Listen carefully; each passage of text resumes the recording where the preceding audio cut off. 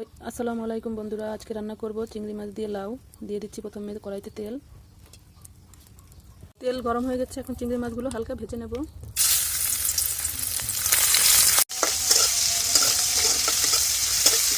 চিংড়ি মাছ ভাজা হয়ে গেছে, এখন দিয়ে দেবো পেঁয়াজ বাটা।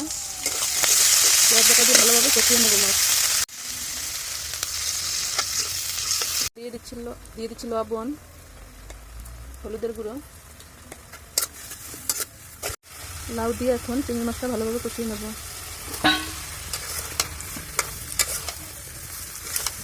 দিয়ে দিচ্ছি কাঁচামরিচ। কাঁচামরিচটা আমি একটু পরে দিয়েছি, নাহলে ঝাল বেশি হয়ে যাবে, এই কারণে পরে দিছি।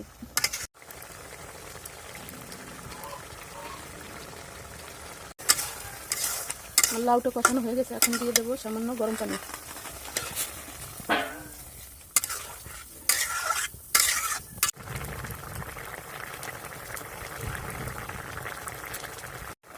আমার রান্না হয়ে গেছে, এখন বিলাতি ধনেপাতা দিয়ে নামিয়ে নেব।